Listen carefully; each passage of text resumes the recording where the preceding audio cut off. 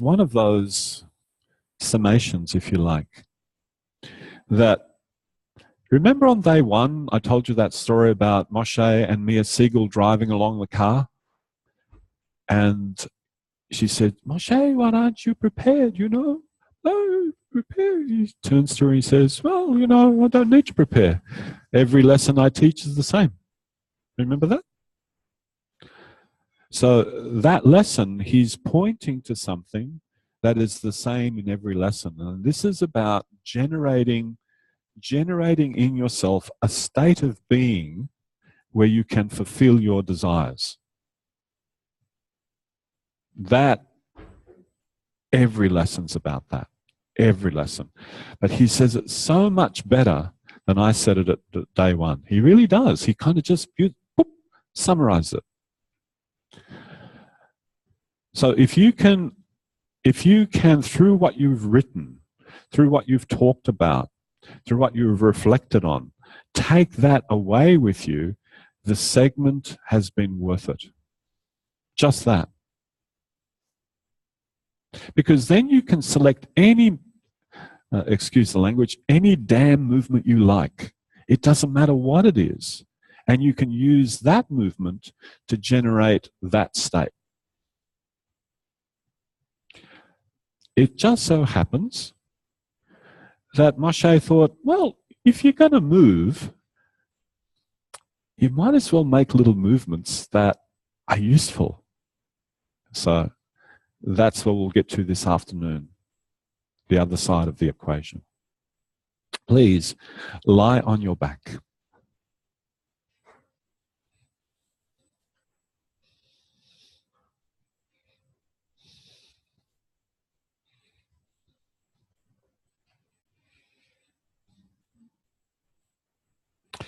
Have your arms and legs long, your arms alongside you. Notice what you can bring back to mind from the lesson this morning, from Narayan's playing, from Melody's playing, from the lessons that you've done over the past 9 days. What can you carry over now?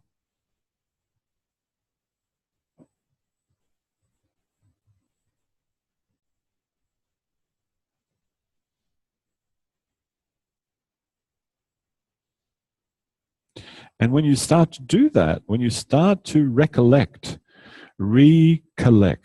those experiences, notice how you change on the floor. Does the floor become softer? Do more parts of you start to lean into the floor? Does your breathing change? Does the expression on your face change?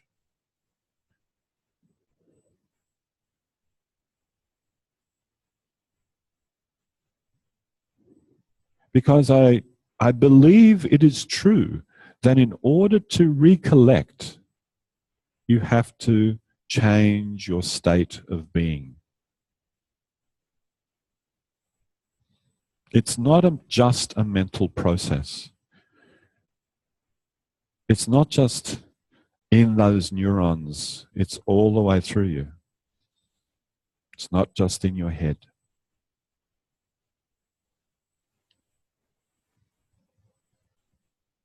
Please bend your legs, stand your feet.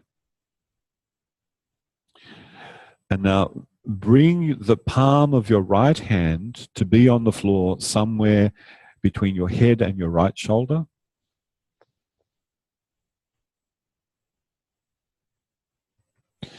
And leave it there, and then bring your left hand to be on the floor somewhere between your head and your left shoulder.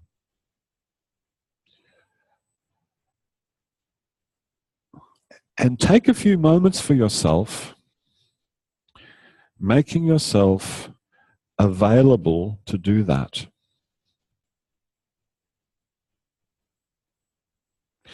And you know, that takes some self-regard, if you like. The fact that you think to yourself, it's important that I take the time for myself to make this feel not just possible, not just easy, not just elegant, but completely aesthetically pleasing. Not necessarily now, but sometime.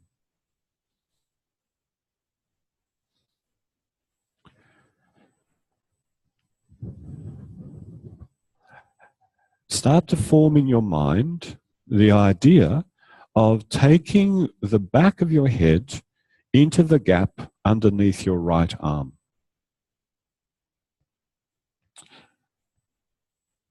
And when that idea is kind of bubbling, bubbling, bubbling all the way through you, go ahead and do it.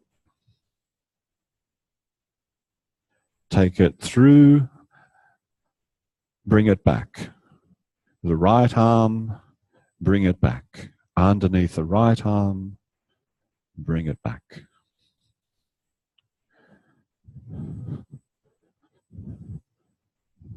And just uttering those words to you made me think of the lyrics of that old vaudeville song, Underneath the Arches.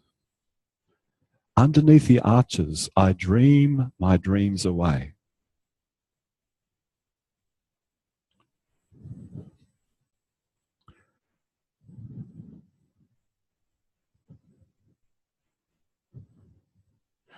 Underneath the arches, on cobblestones I lay.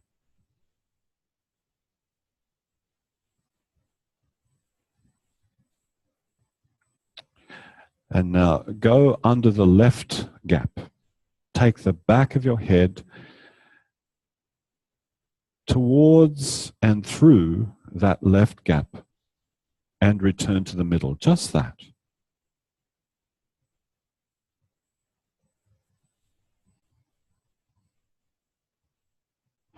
And as you do that, how much regard for yourself do you have?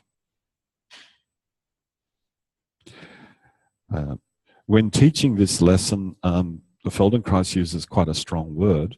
He says, are you doing anything to violate yourself? That's a really strong phrase, don't you think? Are you doing anything to violate yourself?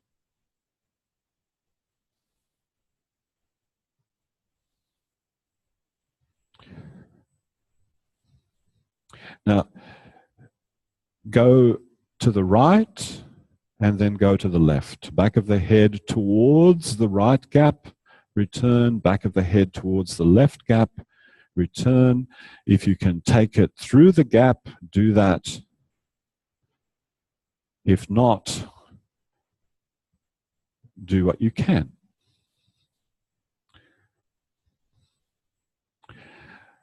If you can make it aesthetically pleasing, oh, definitely do that.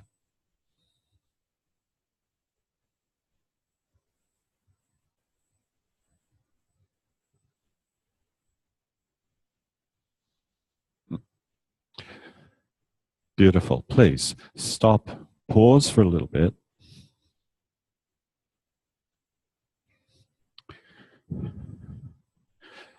Lie with your legs long on your back, your arms alongside you.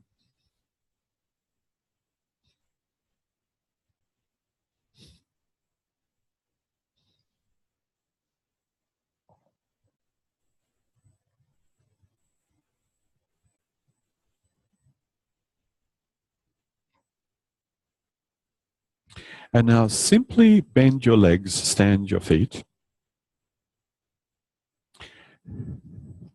And this is my invitation to you. You are free to do what you wish, but my invitation to you is do the smallest movement you can detect. If you wish to make it bigger, by all means, make it bigger. But please do the smallest movement you can detect. Press both of your shoulder blades into the floor and then stop pressing. Do that several times.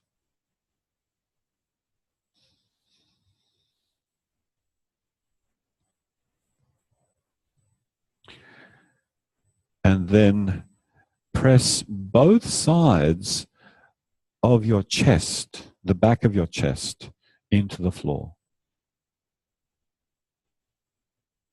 And release. Do that several times. And you can attend to your breathing, ensuring that your breathing is free, undisturbed by your volitional actions. And now press the back of your sacrum, the very, very back of your pelvis, into the floor. And release. Do that several times.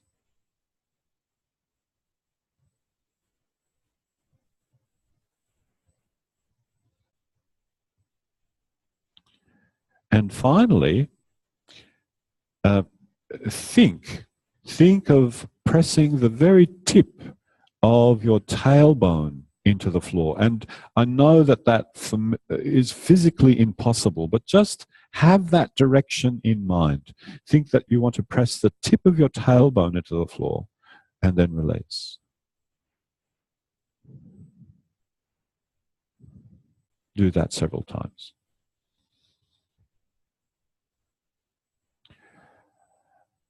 And now that you've had a taste of those movements, could you please do them in a very sequential fashion?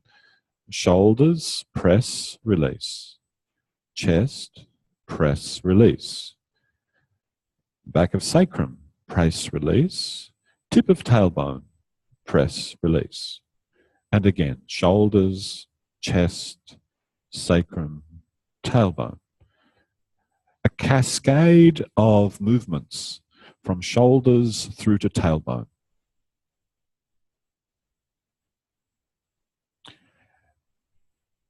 As you release one part, the next part starts to press. As you release that part, the next part starts to press. And you always start from the shoulders and you go towards the tailbone.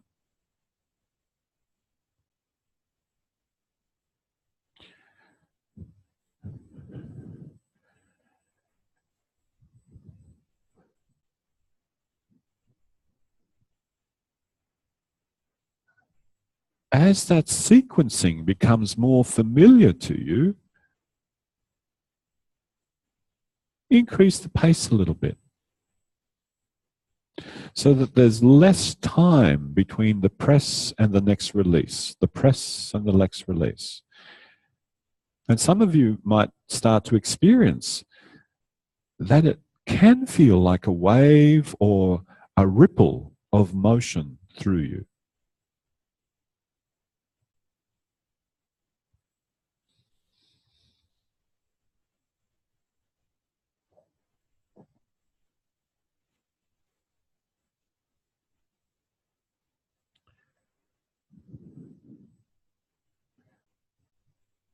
Continue doing what you're doing, but add 2 more locations to press into the floor. Instead of starting with the shoulders, start with the back of the head. Press the back of the head, release. The shoulders, release. The back of the chest, release. The back of the sacrum, release. The tailbone, release. And then the soles of both feet, release.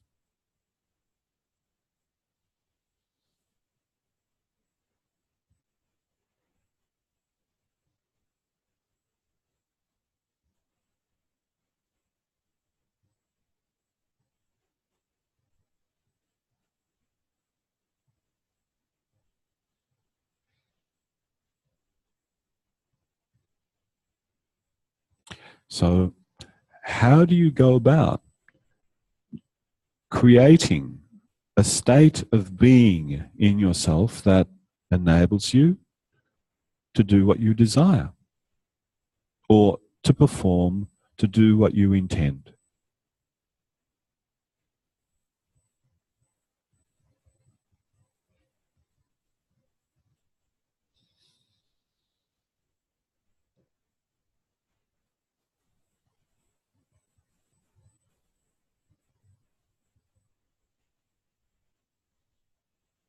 Please stop, pause for a little bit.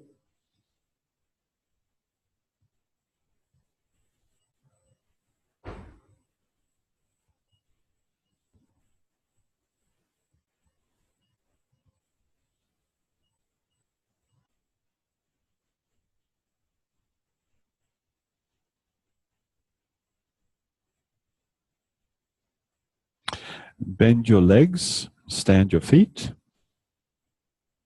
And I'll use a little bit of shorthand now. Bend your arms, stand your hands. That's it. Make yourself comfortable as you can in that position. And now do a little bit what we did yesterday. Press the right hand into the floor. Release. Press the middle of the chest between the shoulder blades into the floor. Release. The left shoulder blade. Oh, sorry, the left hand into the floor. Release. And then from the left hand across to the right hand. Back and forth. Hand, chest, hand, chest.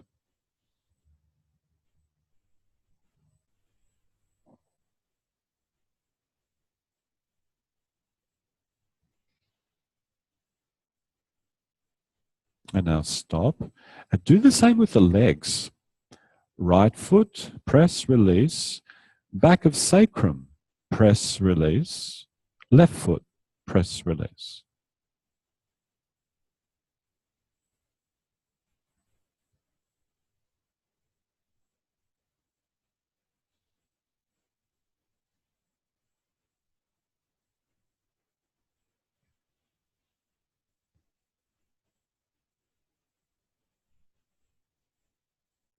Stop in the middle.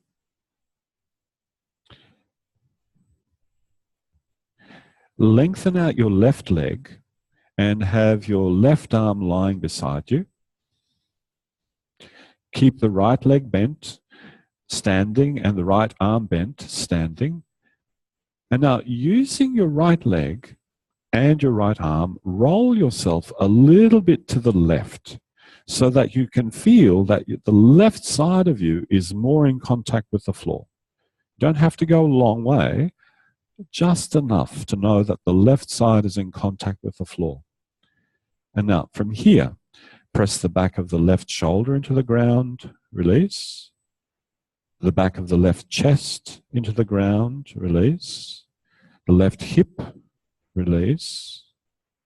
The back of the left knee, not too much, release. The left heel, release. And then go all the way up to that left shoulder and start again. Shoulder, back of chest on the left, left hip, left knee, left heel. Again and again. Until you feel it's just like one continuous ripple of motion from the shoulder through to the heel. You don't have to be lying on your left side a lot. Less. Less. That's it. That's it. Even less. Even less. That's good.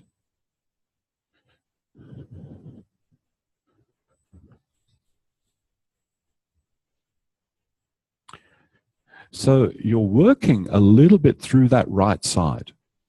There's work happening. But through the left, you can be differentiated. You can have different parts of you moving segmentedly.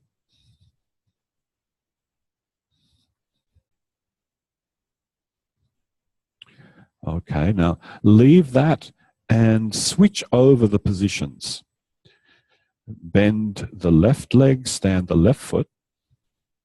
Bend the left arm, stand the left hand. Have the right leg long. Have the right arm down beside you. And now, using that left leg, the left arm, ever so slightly roll yourself to the right, just enough so that you know that you're lying more along your right side.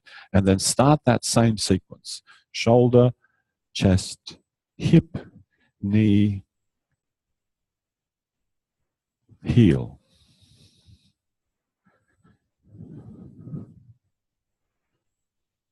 Go softly with the knee.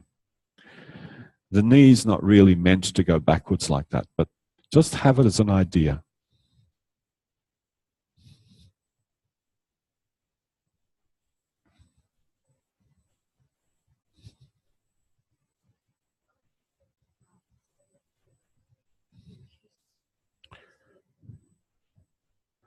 The back of your chest, yes. Not the side of your chest, the back. Good choice. Yeah. Yeah. So, yeah, that's it. Yeah, that's enough. That's all it is.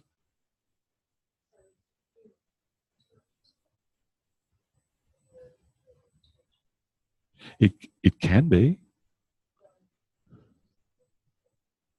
It's all right. But the left side's lifted. Can you feel left side's lifted? Yeah, that's enough. No. But you've changed your leaning. Can you feel you've changed your leaning? That's, yeah, that's the important part. That you're aware that you've changed the way you lean on the floor and it's more towards the right. And if it's more towards the right, that means the left side will be lighter on the floor. There we go. So two sides of the same thing. On one side of the coin, you have heads. On the other side, you have tails. And everybody forgets about the edge of the coin.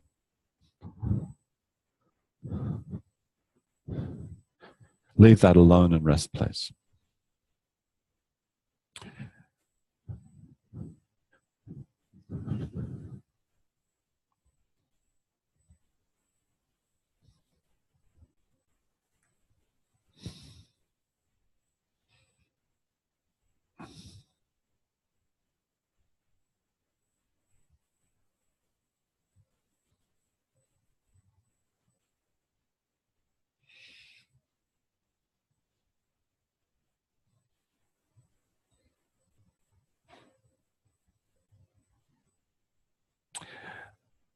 Return once more to having both legs bent, both feet standing, and both arms bent and both arms standing.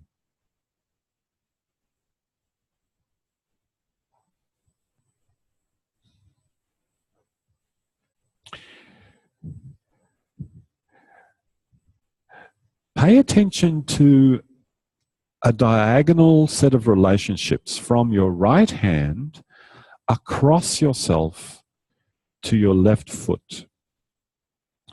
And imagine to yourself what parts of yourself lie on that diagonal from right hand to left foot, and which of those parts could you press and release into the ground sequentially, just like you've been doing. And start to explore that. Start to make your way from the hand across yourself, pressing, releasing, pressing, releasing, until you arrive at your left foot.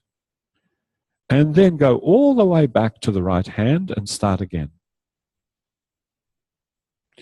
And notice what parts of yourself can you come into contact with through your attention and through the process of pressing and releasing.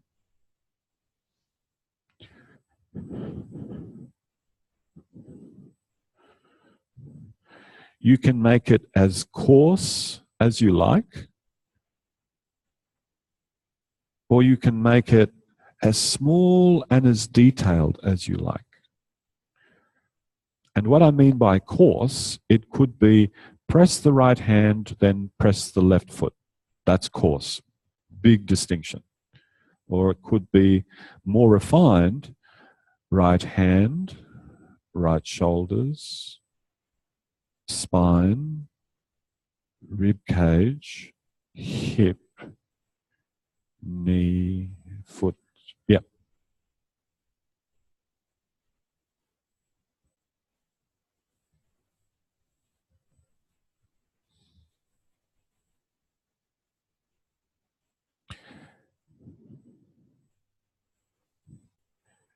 And as you go, you might find your image of what lies on that diagonal gets clearer and clearer, which then allows you to mobilize more parts of yourself to sequentially press.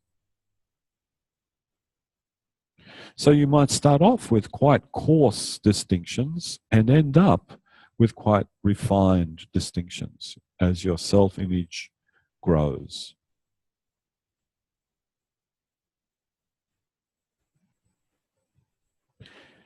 Now go on the other diagonal, from the left hand across yourself to the right foot.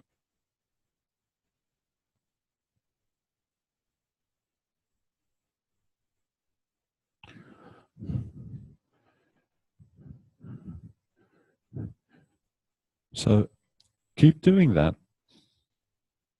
And the idea, the central Feldenkrais method idea that you're playing with right now is that there is a way of moving yourself that continues to differentiate those parts of yourself into finer and finer and finer distinctions, which then permits more refined action.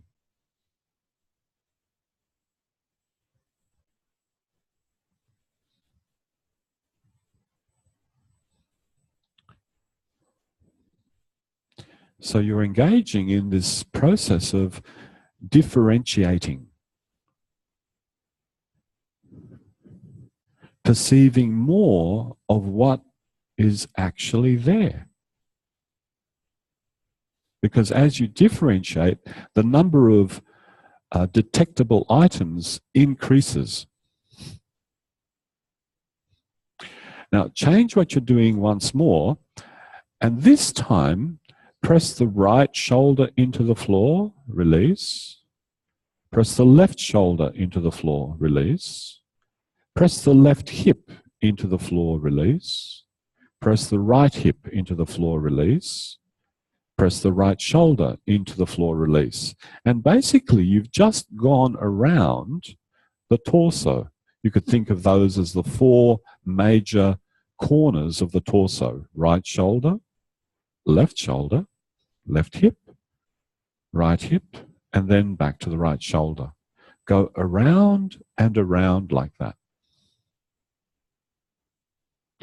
Although I can't use the word around because it's kind of a square, a rectangle, but you know what I mean. And as you go, see if you can elaborate what lies between those four locations, because something lies between the right shoulder and the left shoulder.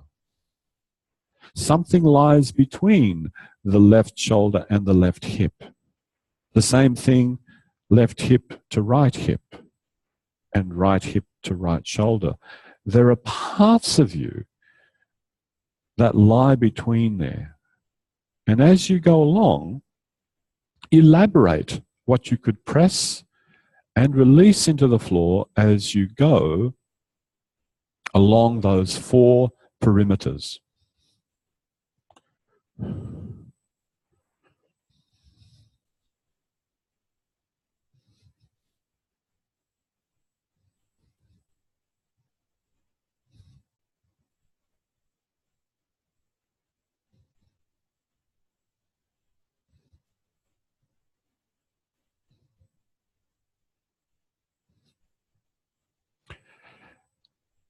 There are two processes of differentiating going on here, though.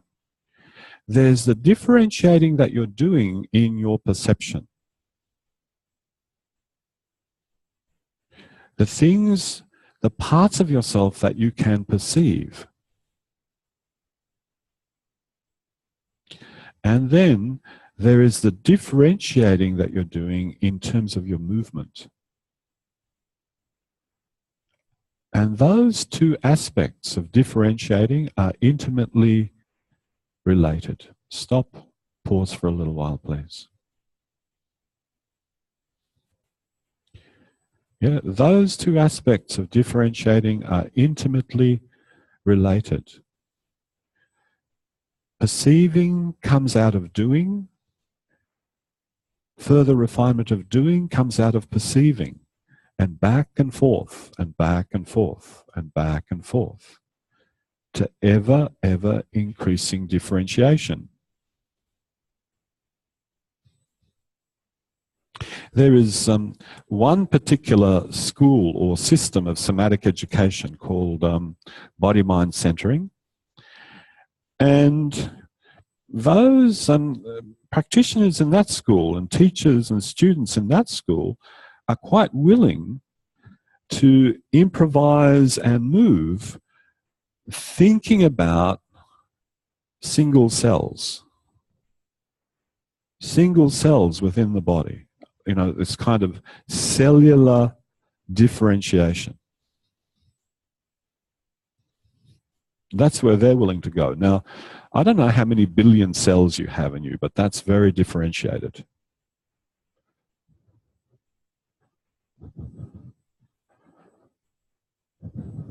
Feldenkrais was didn't necessarily go there. Didn't go there.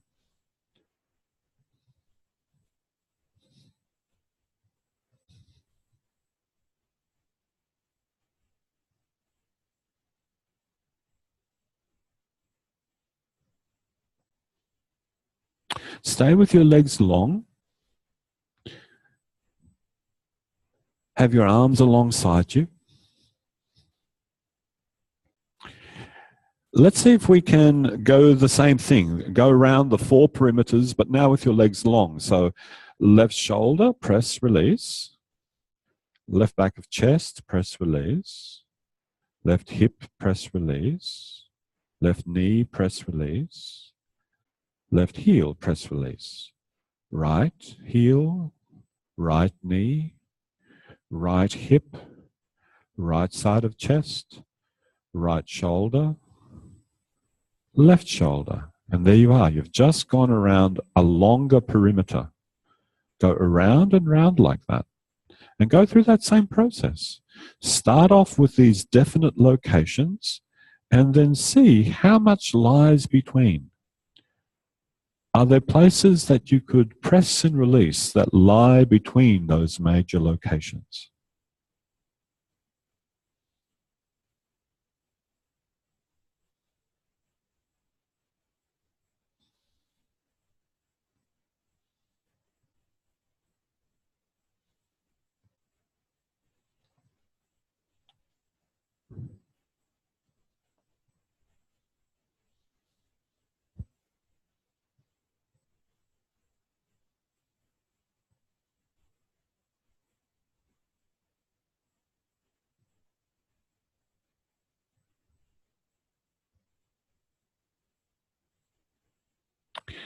When I was in the middle of my back injury disaster and still doing the training, this particular lesson was one of 2 that just, the relief was just amazing.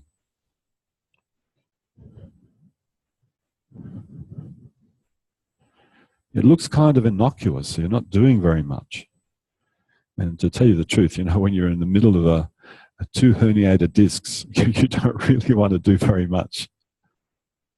But this was a gem. Beautiful.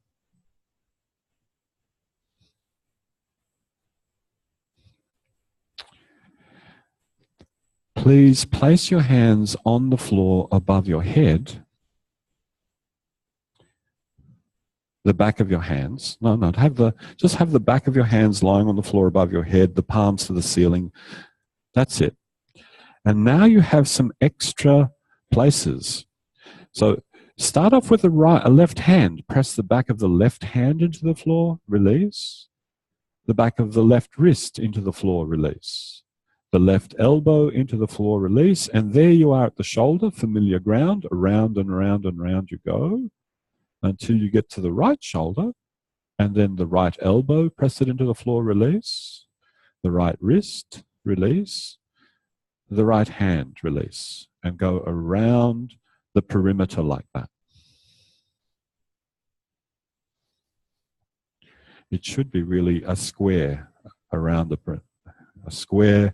perimeter like that.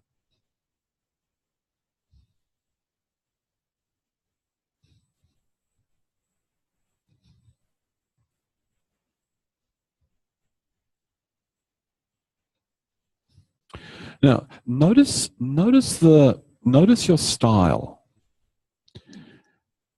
Do you bring your awareness to that place first and then move it? Or do you move that location first and then your awareness lands there because of the sensation of movement? How do you approach this? And I apologize, I don't mean that to be a centipede question. Oh dear centipede, which leg do you move first? But it is an invitation because some of you will have a preferred style. You move and then your awareness really fills in the whole aspect. And some of you just land with your attention there, with your awareness, and that prompts the movement. Both ways are absolutely as good as one another.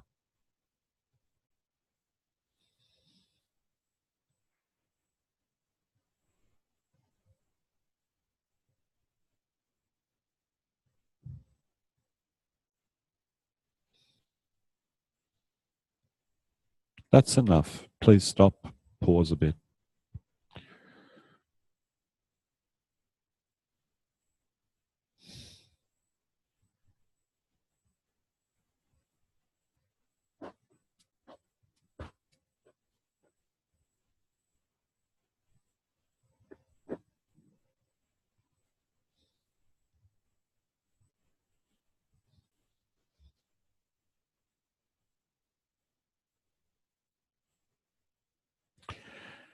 Leave your right leg long,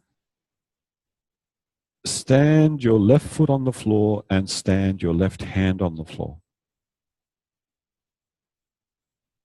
In that same configuration that we've been doing. Now, with the assistance of your left leg and your left arm, lift the left hip and the left shoulder from the floor and put them down. Do that absolutely simultaneously so that both lift at exactly the same time.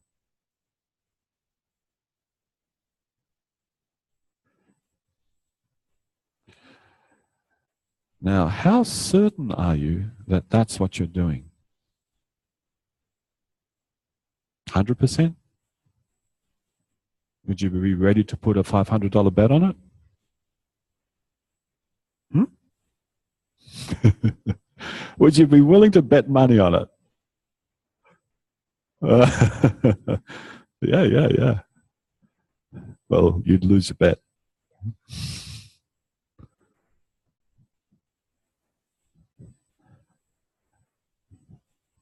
Now, I apologize to some of you because when the intent is stated like that, it gains a little bit more import. You know, if you were to bet $1,000 on it, chances are you tense up. You do it with a completely different state of mind and a different state of being because you'd want to be right. So I take back what I said.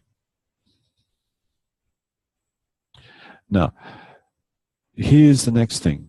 Leave as much of yourself quietly lying on the floor as possible. In other words, don't disturb anything other than that part which I mentioned.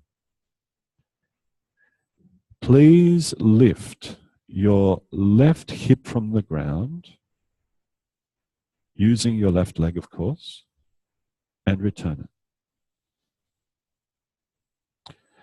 Now, that doesn't mean that other parts nearby don't move. Of course, that would be impossible.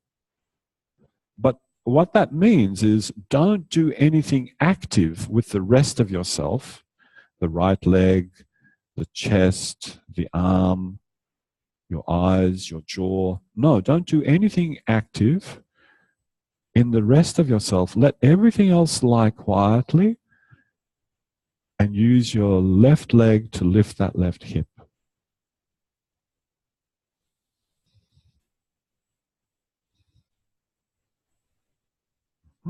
Now leave the left hip on the floor and use your left arm to lift the left shoulder.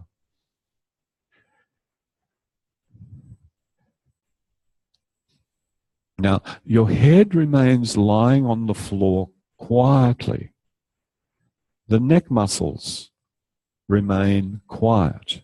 It doesn't mean that your head doesn't get moved. It just means that you're not doing anything active with your muscles to move your head or your chest or your spine or your left hip.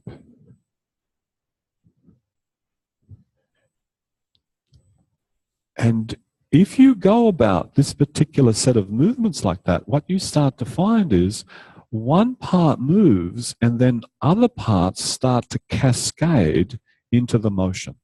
There's a kind of a ripple, a wave effect. Like if you were to drop a pebble into a pond, the pebble would hit the water at a specific location and then you'd get ripples through the water. Same thing here. You start the movement off and then there's a ripple.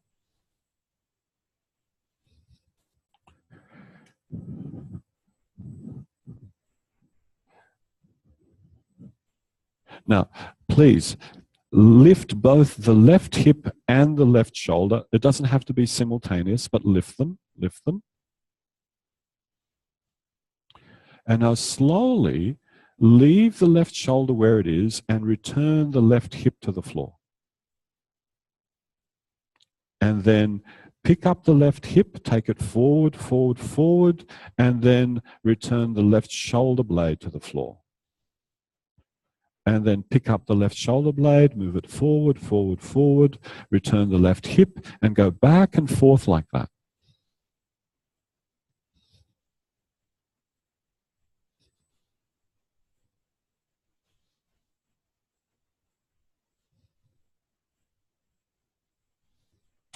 Leave the rest of you as quiet as possible. Especially those parts of yourself that lie between the left shoulder and the left hip.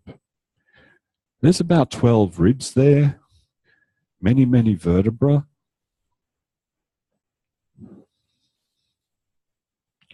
Some muscles associated with those places will need to contract, but certainly not all of them. Good. Let that be. Pause for a bit.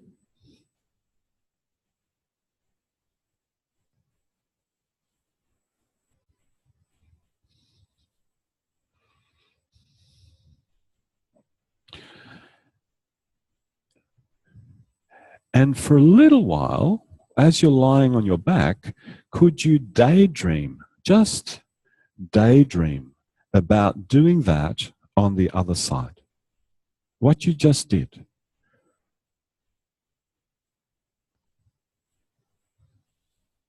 And for those of you that love daydreaming, this is the perfect opportunity to use it to spark off a scenario that will just enable you to do it pretty much from the get-go.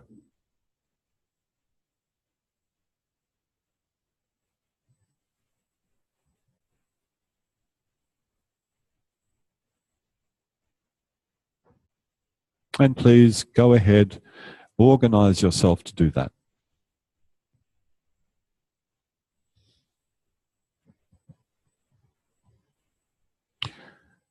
So now right shoulder and right hip together simultaneously.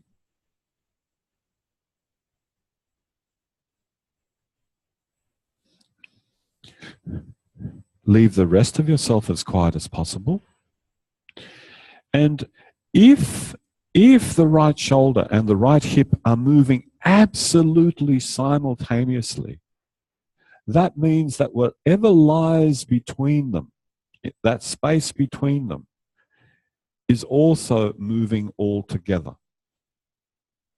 You've now just created a scenario of being less differentiated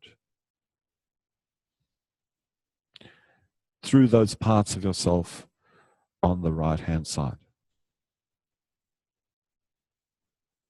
So now leave the right shoulder and the right hip elevated.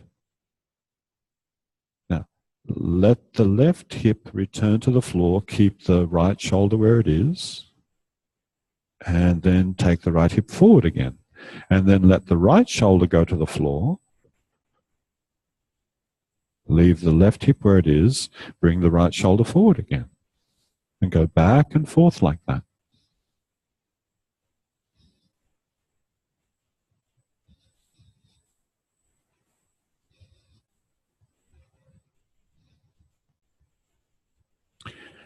And then, if you want, you can start to actively move the right shoulder and the right hip in opposition. Right shoulder forward, left hip back, left hip forward, right shoulder back. Kind of a little bit like walking or running.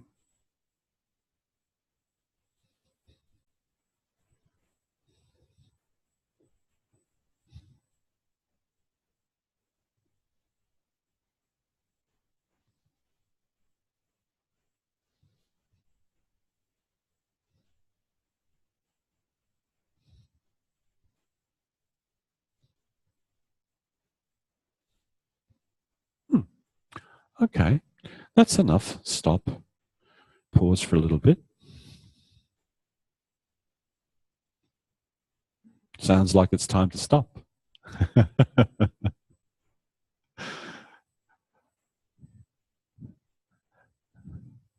So as you're lying there, we're going to return to the same movement that you started the lesson off with. You know, the legs bent, the arms bent, the feet standing, the hands standing, and taking the back of your head through the gap left and right. But before you do it, think how many parts of yourself could move in a differentiated way that would enable you to take the head through that gap. You've made perceptual, internal contact with so many different parts of you in all these rippling movements that you've done.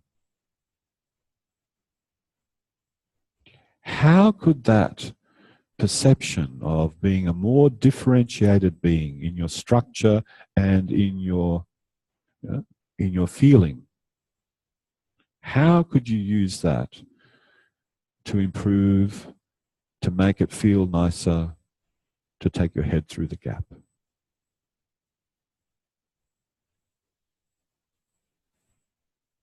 And please go ahead and do that.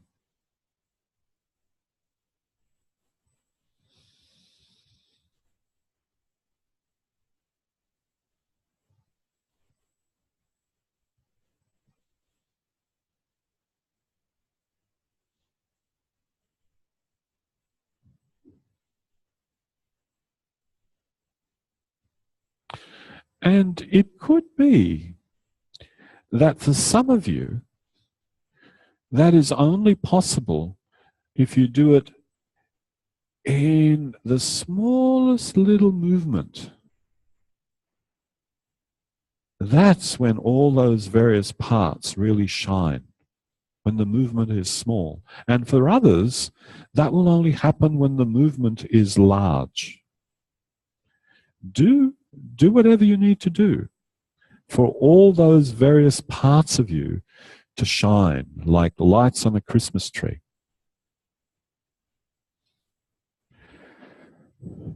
I don't think I've ever seen a Christmas tree in my father-in-law or mother-in-law's house or in my house that only had one light on it. It was, Yeah, you think of a Christmas tree, lots of lights blinking away there.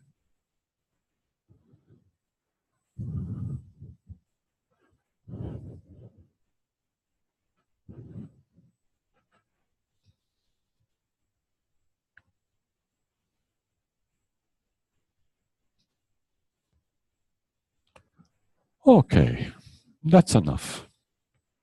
Leave it in your own time. Come up to standing.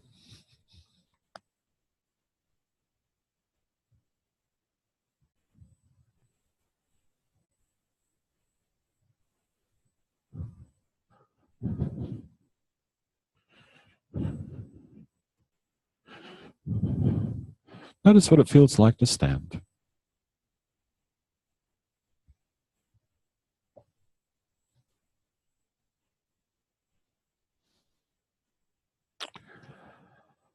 Okay. So, you know, having all those parts now, there's many more mouths to feed. So, feed me, feed me, feed me. Yeah. So please go and have some lunch. It's 1:45. We'll come back at 2. All right.